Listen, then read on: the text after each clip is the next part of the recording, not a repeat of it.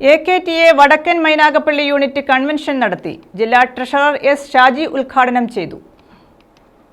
AKTA സംസ്ഥാന സമ്മേളനത്തിന്റെ മുന്നോടിയായാണ് വടക്കൻ മൈനാഗപ്പള്ളി യൂണിറ്റ് കൺവെൻഷൻ സംഘടിപ്പിച്ചത്.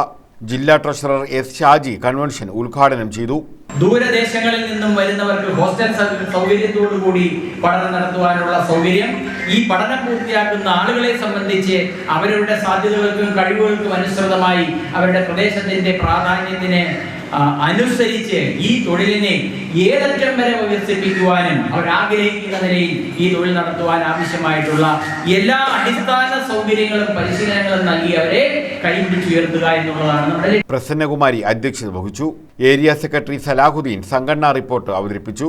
യൂണിറ്റ് സെക്രട്ടറി രാജേന്ദ്രൻപിള്ള പ്രവർത്തന റിപ്പോർട്ടും സുനിത കണക്കും അവതരിപ്പിച്ചു. ഫസീല, ഗീതമ്മ, ജോബി തുടങ്ങിയവർ പങ്കെടുത്തു. ആദ്യകാല പ്രവർത്തകരായ രാമചന്ദ്രൻപിള്ള, ആർ രാധാകൃഷ്ണൻ, സലാഹുദ്ദീൻ എന്നിവരെ ആദരിച്ചു. യൂണിറ്റ് അംഗം നദീറയുടെ മകൾ ഡോക്ടർ ഷഹാന ഷാനവാസ്, മല്ലികയുടെ മകൻ ഡോക്ടർ ഗിരിനാഥ് എന്നിവരെ ആദരിച്ചു. News bureau, Sasthamkotta.